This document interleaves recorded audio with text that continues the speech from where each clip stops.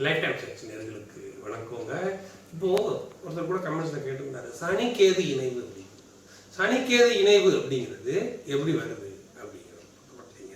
அவர் கொடுத்துருக்கிறது 16/7/2019 அப்படிங்கிற கிரக நிலையப்படி துலாலக்னம்.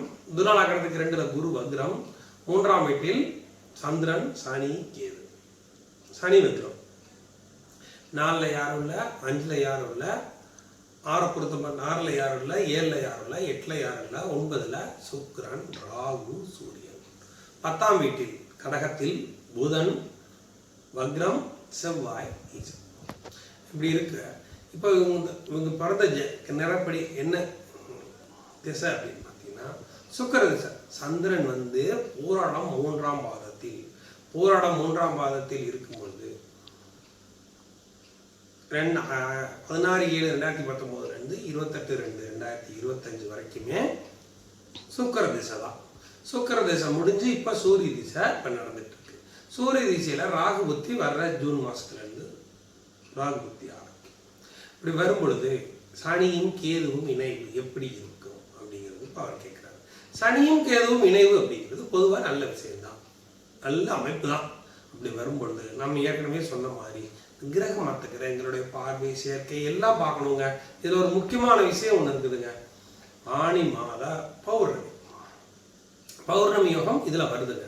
பௌர்ணமி யோகத்தில் வந்தாலும் இதில் இன்னொரு பிரச்சனை என்னன்னு கேட்டிங்கன்னா, சூரியனோட ராகுவும் சந்திரனோட கேதுவும் கிரகண அமைப்பில் அவங்க வந்துடுறாங்க. சூரியனோட ராகு சேர்ந்திருக்காரு, சந்திரனோட கேது சேர்ந்திருக்காரு. இப்போ நம்ம சனி கேது இணைவை பேசிட்டு இருக்கிறோம். இப்போ இந்த இடத்துல மற்ற கிரகங்கள் இணைவதால் எப்படி வருது அதை நம்ம பார்க்கணும்ல. சனிக்கேது இணைவுன்னு மட்டும் நம்ம பேசுகிறோம். சனிக்கேது எங்கே இருந்தால் எப்படி இருக்கும் அப்படிங்கிறத எல்லாரும் நம்ம பேசிட்டு இருக்கோம். சனிக்கேது இணைவு இருந்தாலும் இந்த இடத்துல அதாவது ஒரு முக்கியமான பாயிண்ட், சனிக்கேது இணைவு இருந்தாலும் மற்ற கிரகணக்குறை பார்வை, சேர்க்கை, இந்த மாதிரி கிரகண அமைப்புகள் பௌர்ணமியாக இருந்து கிரகண அமைப்புகளாக வரும் பொழுது இந்த கிரக அமைப்பு எப்படி வருது அப்படிங்கிறதையும் அந்த வீட்டுக்கு தகுந்த மாதிரி அவங்க என்ன மாதிரி நல்ல பலன்களை வழங்குவாங்க, இந்த இடத்துல எந்த சாரத்தில் வர்றாங்கன்னு பார்க்கலாம். ஏன் கேட்டிங்கன்னா ராகுவ சூரியன் கடந்துட்டாரா அப்படிங்கிறதையும் நம்ம பார்க்க வேண்டியது வருது. அதே சமயம் இந்த சனிக்கேது இணைவு இருந்து இந்த லக்னத்திற்கு ஆகாதவர்கள் எந்த இடத்துல இருக்கிறாங்க அதையும் நம்ம பார்க்கணும் இல்லைங்களா. துலாலக்னம் ஆகி துலாலக்னத்துக்கு சுத்தமாக ஆகாதவர்கள் அப்படின்னு நம்ம எடுத்துக்கிட்டோம்னா குருவை எடுத்துக்கலாம், செவ்வாயை எடுத்துக்கலாம். அதுக்கடுத்து சந்திரனையும் தான் எடுக்கிற மாதிரி வரும். ஏன் கேட்டிங்கன்னா அவர் 10 கூடையவராக வந்துடுவார். சந்திரன் சுக்கிரனுக்கு ஆகாத கிரகத்தில் வந்துடுவார். இருந்தாலும் அவங்க இருக்கும் இடத்தை பொறுத்து அந்த வீட்டதிபதி எப்படி இருக்கிறார் அப்படிங்கிறதையும் நம்ம பார்க்கணும். இதே சமயம் இந்த பாருங்க, லக்னத்துக்கு 3ல் சனி கேது சந்திரனுங்க, 9ல் சூரியன் சுக்கிரன் ராகு.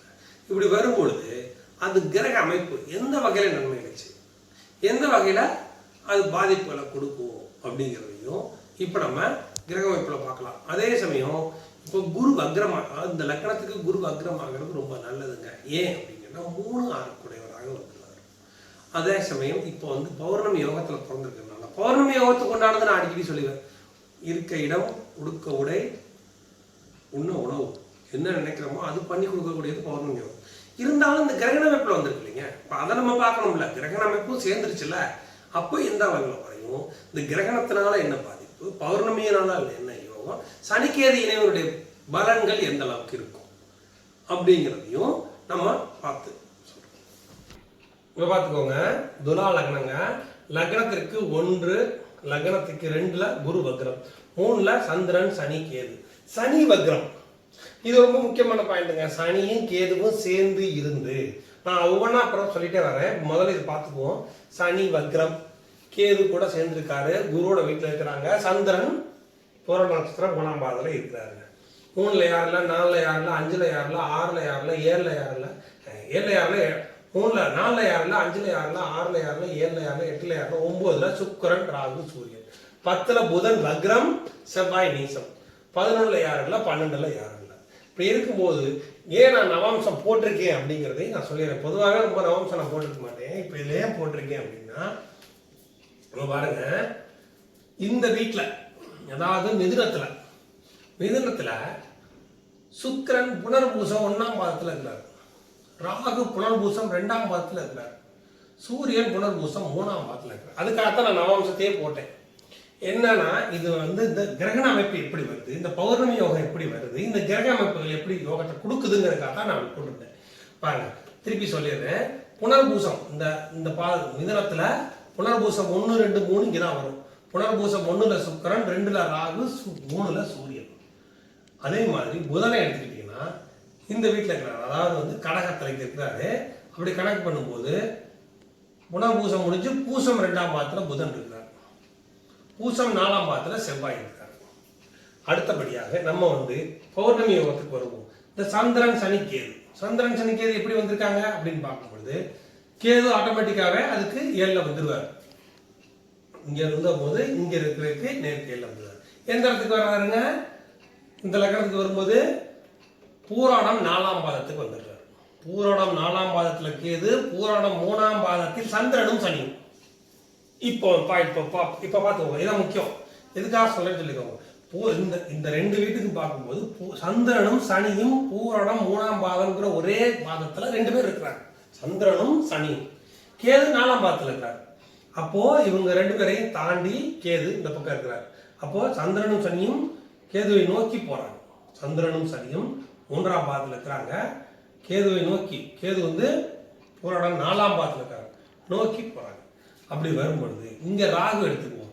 ராகு என்ன பண்றாரு, ரிவர்ஸ். 2 பேருமே ரிவர்ஸ்ல வர கிரகங்கள் ராகு கேது. அதை நல்லா கணிச்சுக்கணும், அப்பதான் நம்மளுக்கு புரியும்.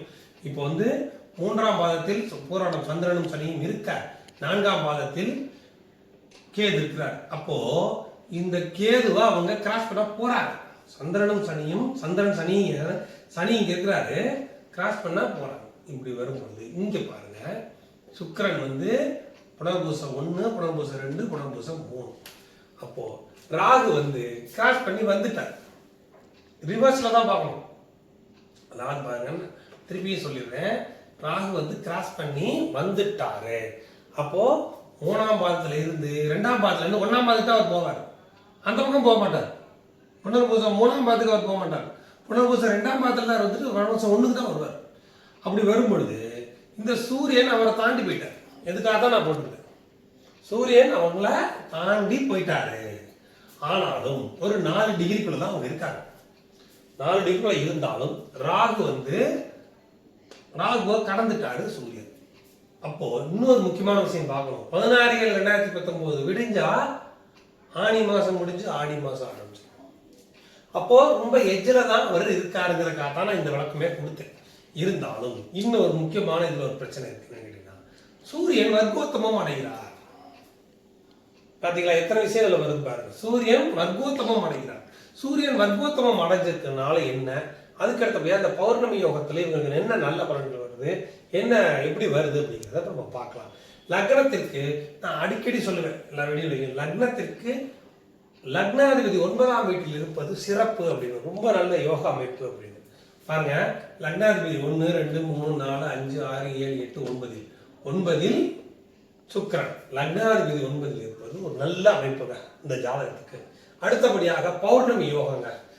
ஆக மொத்தத்துல இந்த ஜாதகத்துக்கு 2 பாயிண்ட் சொல்லிட்டேன். ஒரு பாயிண்ட் வந்து லக்னாதிபதி 9ஆம் வீட்டில் இருப்பது நல்ல யோகா அமைப்பு. அதுக்கு அடுத்தபடியாக பௌர்ணமி யோகத்தில் இருப்பது ஒரு நல்ல அமைப்பு.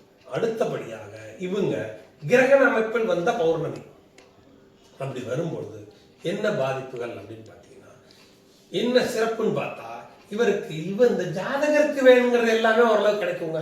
அதுல வந்து மாற்றம் கிடையாதுங்க. அதை முதல்ல எடுத்துக்கணும். எப்படின்னு கேட்டீங்கன்னா, இப்ப நடக்கிறது சுக்கிர திசை முடிஞ்சிருச்சுங்க. சுக்கிர திசை ஓரளவுக்கு 2025 வரைக்கும் சுமாரா தான் இருந்திருக்கும். அடுத்து சூரிய திசையில் இப்ப 9ல் இருக்கும் சூரிய திசையில் 9ல் இருக்கும் ராகுவின் புத்தி. அப்படிங்கிறப்போ உங்க தகப்பன் ஸ்தானத்துக்கு தான் வர்றது 2026 மேல இருந்து 2027 மே வரைக்கும் டிஸ்டர்பன்ஸ் இருக்கும். அதுவும் பெரிய அளவில் பாதிப்புகளை கொடுக்காது. ஏன் கேட்டீங்கன்னா, சூரியன் அங்கேயே இல்லை, கிட்டத்தட்ட இறங்கிட்டார். ஆடி மாசத்தை நோக்கி வந்துட்டார். இங்கே சேர்ந்திருந்தா தான் நம்ம அந்த பாதிப்புகளை நம்ம யோசிக்க முடியும். இது நல்லது. நான் சொல்றது ரொம்ப முக்கியமான பாயிண்ட். இந்த 9ல சூரியன் இருக்காரு, காரகோபா நாஸ்திங்க அப்படின்னு நம்ம எடுத்துக்கலாம். அப்படின்னா அவர் 1 டிகிரி கிட்டத்தட்ட ஒரு 1/2 டிகிரில தான் அவர் இங்க இருக்காரு. அவர் கிட்டத்தட்ட அவர் இறங்கிட்டார், இந்த இடத்துக்கு வந்துட்டார். அதே சமயம் ராகுவை கடந்து வந்துட்டார். அதே சமயம் இந்த பௌர்ணமி யோகத்தை பொறுத்த மாட்டீங்க, இந்த சனிக்கு மட்டுங்க யோகம் அமைப்புங்க. ஏன் கேட்டீங்கன்னா, சனி கேதுக்கு இப்போ நம்ம வந்துருவோம். சனியும் கேதுவும் இணைந்து நான் அடிக்கடி சொல்லுவேன், ராகு கேதுவோடு இணையும் கிரகங்கள் வக்ரம் பெற வேண்டும், வக்ரம் பெற்ற மிகப்பெரிய யோகம் அப்படின்னு. அப்படி பார்க்கும்பொழுது இவருக்கு 2025 வயசு வரைக்கும், 2019 2025 வரைக்கும் 6 வயசு வரைக்கும் சுக்கிர திசை, திருப்பி 6 வருஷம் சூரிய திசை, அதுக்கு அடுத்து 12க்கு அப்புறம் 22 வயசு வரைக்கும் சந்திர திசை, 22க்கு அப்புறம் வர்ற செவ்வாய் திசையில இருந்து இவருக்கு ரொம்ப நல்ல அமைப்புகளை இந்த கிரக அமைப்புகள் கொடுக்கும். இந்த சூரிய திசை சந்திர திசை என்ன பண்ணணும், லக்னாதிபதிக்கு நல்லதா பண்ணும். ஆனா தாய தகப்பனை பொறுத்த மட்டும் அவங்களுக்கு பெரிய யோக அமைப்புகளை பெருசா கொடுக்காது. ஏன் அப்படின்னு கேட்டீங்கன்னா ராகு கேதுவோட இணைந்திருக்கிறான். இப்படிதான் பலன் இருக்கும். ராகு கேதுவோட இருக்கிறனால சூரியன் சந்திரனுக்கு, அது சூரியன் சந்திரனா அம்மா அப்பா 2 பேருக்கும் பெரிய அமைப்புகளை அது கொடுக்காது, சுமாராக தான் இருக்கும். ஆனா இவருக்கு வேணுங்கிறதெல்லாம் ஓரளவுக்கு மோசம் இல்லை, ஓரளவுக்கு கிடைக்கும். ஆனா செவ்வாய் திசைக்கு அப்புறம் ராகு திசை வரும் பாருங்க, சூப்பரா இருக்குங்க. ஏன் கேட்டீங்கன்னா 9ல் ராகு இருந்தாலும் சுக்கிரன் கூட இருக்கிறாரு, 9ஆம் வீட்டில் இருந்து இந்த யோக அமைப்புகள் அந்த ராகு தான் பண்ணுவார். ராகுவுக்கு தான் இங்க பலம் அதிகமாக இருக்கும். அதுதான் இது முக்கியமான விஷயம். ராகு திசைக்கு அடுத்து குரு திசை வருது. குரு திசை மோசம் கிடையாது, ஏன்னா 3 6 கூடையவராகி குரு வக்ரம் அடைஞ்சிட்டார். அவர் யாரையும் பார்க்கல, பார்த்தாலும் புதன் செவ்வாயை பார்க்கிறாரு, செவ்வாயை பார்க்கிறாரு, புதனை பார்க்கிறாரு. மொத்தத்துல இந்த புதனை பார்க்கறதுனால ஒன்றும் பெரிய இது கிடையாது. அதே சமயம் இந்த லக்னத்திற்கு நல்ல யோகங்களை கொடுக்க போனா சனி தான் கொடுப்பாரு. ஏன்னா எப்படி 4 குடைவராகி வக்ரம் பெற்று கேது கொடுப்பார். அதனால இது நல்ல பலன்களை வழங்கும். அவர் கேட்டிருக்கிறது என்ன அப்படின்னு கேட்டீங்கன்னா, இந்த சனி கேதுவுடைய பலன் எந்த அளவுக்கு வரும் அப்படிங்கிறது. சனி திசை நல்லா இருக்கும், செவ்வாய் திசை நல்லா இருக்கும், அடுத்து ராகு திசை நல்லா இருக்கும், அடுத்து குரு திசையும் மோசம் இல்லை, நல்லா தான் பண்ணுது. அதுக்கடுத்து சனி திசையும் நல்லா இருக்கும். மொத்தத்துல இவருக்கு இந்த 15 20 22 வயசு வரைக்கும் தான் கிரக அமைப்புகள் சுமாரா இருக்கும். அதுக்கப்புறம் ரொம்ப டாப்பா இருக்கும். இந்த சந்திர திசையும் சூரிய திசையும் சந்திர திசையும் வர நேரங்கள்ல அவங்க அம்மா அப்பாவுக்கு கொஞ்சம் டிஸ்டர்பன்ஸ், உடம்பு சம்பந்தப்பட்ட பாதிப்புகள், பிரச்சனைகளை கொடுக்கும். அவ்வளவுதான், இதுதான் வித்தியாசம். இந்த சனியும் கேதும் இணைந்தது தப்பு இல்லை, இந்த சந்திரனும் சூரியனும் பார்த்துக்கிட்டதுல பிளஸ் இருக்கு, மைனஸ் இருக்கு. இப்படியே வந்தாலும் நம்ம எல்லா கிரகங்களையும் பார்த்து தான் நம்ம ஒரு முடிவுக்கு வர முடியும் அப்படிங்கிறது.